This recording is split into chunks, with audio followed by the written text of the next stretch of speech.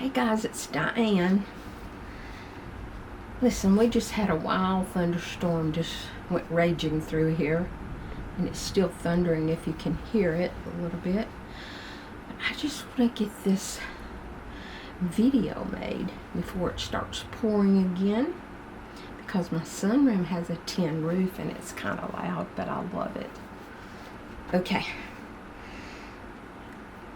I just want to tell you why I'm so blessed to live where I live. And it was all quite accidental. And it's all so special to me now. And at the time that I moved here, I did not even remember how special it was. Okay, here we go. I think in God's plan is always the best plan. He knew I would need to be here, so this is where I am. In 2005, 6, 7, and 8, Ashley and I, my daughter, and I flipped houses. It was the rage back then. Do y'all remember? We did, I think, 16 houses between the two of us. We each did our own house, but we would help each other and pay each other for the help. My daughter absolutely loved it. I kind of got tired of it. It was hard work. I was, what, I don't know, 50 something like that. So anyway, she flipped the house where she lives, which is in front of me. I live in her backyard. But she loved it out here. It was so quiet, peaceful road. This road actually makes a square back to the main highway. And we're on the back edge of the square. She loved it out here. And when she got through flipping it, she bought it and moved her and her boys out here. Well, that was 2007. And then in 2008, the bottom fell out of the real estate market. I mean, everything just stopped for most people. I had 2 properties that I was in the process of flipping. I lost both of those properties. I lost the home that I lived in because everything just, put the brakes on. You couldn't do anything. And my curtain business also stopped, which was what I depended on for money. So it's gone. The house flipping business is gone. Now, in the meantime, right after my daughter moved into her house, next door was a property. 2.5 acres, 2 3/4 acres, something like that. It used to be a trailer park sitting on the property. It had several septic tanks. Water was run all throughout there. But it had failed for some reason, and I think it was kind of old and run down. Anyway, there was people driving by looking at the lot to possibly put another trailer park on, which was good if you're an investor, But it was right next door to my daughter and my boys. Now, I have nothing against trailer parks, you understand. But you never know what level the trailer park is going to be. I hope that makes sense. You wouldn't want your child to move to the bad part of town. Do you know what I'm saying? You do know what I'm saying. I'm not disparaging anyone. I would not do that. I basically live in a trailer. A shed. Come on. So I'm not talking about trailers in any derogatory manner. So don't say anything to me about that, please. Okay. So I decided to buy the lot next door and build a house on it for resale. Now, this is really what I would have been interested in, is building and selling new property instead of working my butt off revamping a rundown house, which my daughter loved. She loved it. Let me tell you, we did not make a boatload of money. We did not. I mean, you worked very hard for several months, and when you sold it, you were lucky if you made $10,000. Then she had to pay me my part, and I had to pay her part. It was not, I mean, it was okay. We made enough to live on, but it's not like we were getting rich or anything like that. No, we weren't. Other people were, and other locations. We live in North Alabama. Things don't cost that much here, so we were in a, a different area, so we didn't make a whole lot. But anyway, then slowly moved into 2008 when everything just dropped. Well, that house is sitting there unfinished. I can't finish it. I've used part of that money to take care of the other two properties, trying to hang on to them. It was a holy mess. It was a mess. My banker said, we don't want that new property. We've got enough houses to finish. We don't want it. You take it, move in it, whatever. And I went, okay. So they signed it over to me, and I had to start making payments on it. And I didn't have an income. But I don't know how. Somehow, I know my ex-husband, he kicked in and helped me all he could every month. He did. He did, and I give him credit for that. Always being there for me financially. He did. So I hung on to it for 11 years. And during those 11 years, I finished it. I moved into it unfinished. I didn't even have water when I moved in. I didn't even have electricity when I moved in. That's the honest truth. You think, how did you do that? Well, the builders had a electrical outlet on a pole outside. I just ran an extension cord, had one lamp, hooked it up to a microwave, and used basically a composting toilet. I mean, I made it. And then I had a wonderful aunt in Tennessee. I'm not gonna leave her out. I'm gonna tell you what she did. She came to visit me and saw what kind of need I was in. It didn't have a porch. I was in need. But I was thankful that I had a roof over my head. She wrote me a check for $10,000. She did. I got water and electrical with that. And she went home and sent me another check from their business for $10,000. I don't know what I would have done had she not helped me in that manner. It would have just taken much, much longer. And I know everyone doesn't have that special person that can just, write a $10,000 check. But she did. And I'll forever be grateful for her. Forever be grateful. Thank you, dear. Okay. I'm looking at my notes because that thunderstorm kind of got my mind off of everything that I'm supposed to be doing. And I shouldn't have told you all of that, how I lived in that house, but I did. And I survived. You can survive anything. You can. You can. I've lost a grandchild, and I survived. Ashley lost a son. She has survived. You take what life deals you, and you do the best you can with it, and you'll always come out on the other side sooner or later. That's my motto. Okay, now let me tell you why this property is so special to me. And I did not even realize it until I moved into that house. I was looking out the back one day. The backyard had many, many trees, and there were always birds singing. It sounded like a forest jungle type setting. It was beautiful.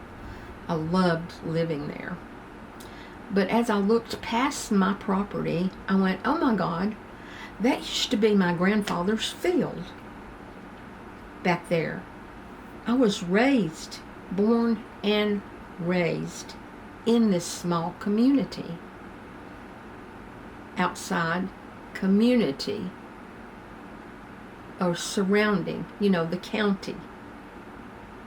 I had lived in town for years, but then when I moved in that house, I realized where exactly I was. I mean, I knew I was raised here, but had not really thought about it. Now, this road makes a square. So if you go back to the main road, my grandfather owned 2 stores. He really and truly, they were across the street from each other. That is weird, but that's the truth. One was a gas station and knickknacks. The other one was like a food store, and he lived next door in a 2-story house. He always lived in a 2-story white house for as many years as I can remember, and he never owned them. He rented them. He had 6 children, so he always needed a big house. There was always family there. Big family. Anyway, there was also a cotton gin next to one of the stores. He owned that also. Now, he farmed slightly. He didn't ever, that I remember, do any of the work. He was always the boss. So one year, I don't know why, but the family had to kick in and help take in the cotton. And in the South, that's what we used to do, So I remember my mom and my dad and my aunt and another uncle and family members were out in the field pulling cotton. Is that what you call it? Pulling cotton? And you had these sacks on your back that you drug behind you, and you put the cotton in the bag. Well, lo and behold, 2 children were with them, me and my cousin, and we were supposed to stay inside the truck. Well, we climbed on top of the truck, and someone had left their cigarettes and matches on top of the truck. Now, we were 3 years old. We were the same age. I'm serious, we were 3. I can't imagine we were 4. I think we were 3.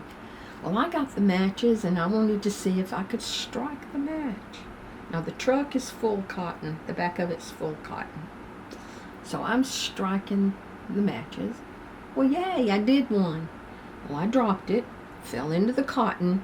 The cotton just erupted and started burning. Well, me and Sharon, my cousin, are stuck on top of the truck. So everyone in the field starts running toward the truck. Okay, they put the truck fire out. But I will never forget that, because I actually got a spanking for that. That's back when parents spanked their children, and I knew I had done wrong. I knew I shouldn't have touched that. That's just one of my memories that happened right in the field behind us.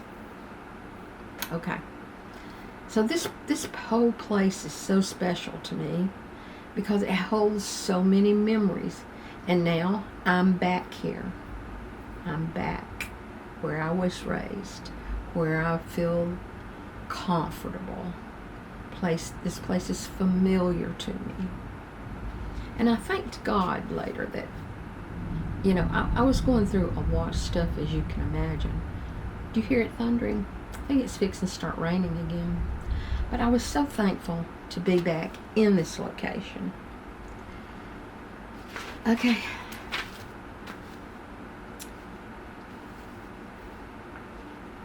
Now, I live next to my daughter. You all know that if you've watched my videos. And then later, I lost my grandson, 2017. He was killed by a drunk driver. Well, my world was thrown out of whack. And then Ashley and I were talking after he passed. I stayed at her house for 7 weeks, never left. stayed with her for 7 weeks to comfort her, to make sure she took care of herself. She was so devastated. But we were talking and she was going, where should I cremate him or embalm him? And I said, Ashley, I'm a fan of cremation. However, he's been through so much in a wreck. You know what I'm saying? Let's just lay his body to rest and not do anything else to it. I don't think I can bear it. So she said, okay. She said, now where do we bury him? And I said, Ashley, there's a cemetery just right up the road. I went to the church here all of my life. It's another reason this place is special. I mean, in this square are 2 churches, and I went to the bigger one. It was a Baptist church. And I said, let's bury him right here by us so he'll be near us. We can go visit him. Now, how special is that? To just know that he's right there. I am so sorry. Chloe. All right, we're just going to wait because there's a car coming down the road. And they are both going to bark. Chloe, don't bark. Now, if I had my little clicker thing, I could make them stop. But you guys don't want me to use it, so I don't have it anymore. So we're just going to let them bark. Okay. One night, I was so, I don't know, out of whack, whatever. I just had to be with Kurt. It was 10:30. I jumped in my car. I slung gravel, leaving my driveway. I was angry. I was mad. I was angry. Devastated. Drove up to the cemetery. Got out of my car. Walked down to his grave and was crying and talking to him. And all of a sudden, I realized where the heck I was. I was in a dark cemetery at 10:30 at night, crying and talking to my grandson. I said, Kurt, I've got to go. I've just realized where I am. I will talk to you later. And I left. But I'm telling you, grief will do strange things to you. I had no fear about getting out in the middle of that cemetery and turning off my car lights and everything and just walking down to his grave to just be near him just for a minute. Anyway, I just want to tell you why this place is so special to me. I don't think I could ever leave. And some people have asked me, well, what if your daughter sold her house? There you'd be, stuck in the backyard. You'd have to move because you couldn't stay there. And I said, I don't think she's going to sell her property anytime soon. Her son is just right up the road. She's not going to leave him. She's just not. It's been 8.5 years, but it's still too fresh. It's too new. Now, another thing about this place where I live. My workroom was in my garage. I never parked a car in it. I just made it my workroom right off the bat. The whole side wall was windows. I could look out those windows into Ashley's backyard. And my 2 grandsons, Kurt, who passed away, and his brother Luke, were very, very close. They played baseball or golf in her backyard every day of their life. Every day. I guess Luke was 14. Kurt would have been, I don't know, 11 or 12. Now, Luke would put on baseball garb with a baseball hat when they played baseball. Then if they decided they wanted to play golf, Luke would go inside and change into his golfing attire. khaki pants or khaki shorts and a nice golf shirt and a golf bill thing. He's just like that. I mean, he dresses to the T. He's just one of those kids that doesn't leave the house unless he looks perfect. He's cute as pie. He's like 20, I don't know, 4. He might be 25. Well, yeah, he is for sure. I guess he's 27. Time flies. But he has a girlfriend. She's a teacher. We come from teachers. I can't even tell you how many people in my family are teachers. I was a teacher. My son's a teacher. My daughter's a teacher. Her husband was a teacher. And go further back, aunts, uncles, nieces, cousins. We come from a family of teachers. I don't know why that is, but it is. Okay. Now all my grandchildren were right here with me except for 2. 2 of them lived in North Carolina, which later they moved here also. My daughter-in-law wanted to be near her parents as they, aged, needed help. She was going to be there for them. So they finally moved back to Coleman. But right in my house, I had 2 grandkids, 3 next door, that's 5. And the other 2 finally moved from North Carolina. So we're all in the same area. How blessed was I? I was so blessed to be able to watch them all play together every day until the end came. But I'm still blessed because I'm still in the same area in my daughter's backyard. Am I just ranting and raving? I don't even know.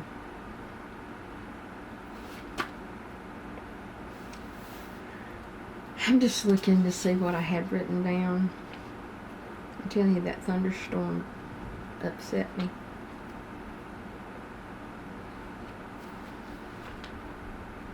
Anyway, speaking of being together, when Kurt passed, we were all together.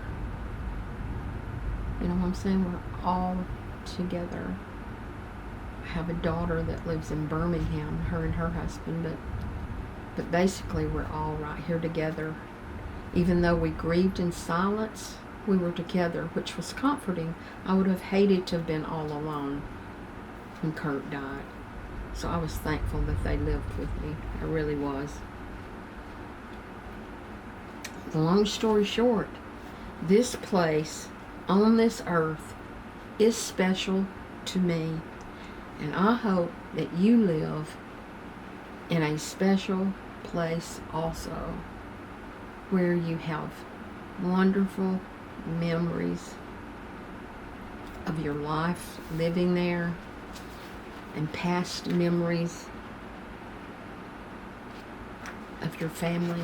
I have a history here, and I'm thankful to be here, and I plan on being here until I die.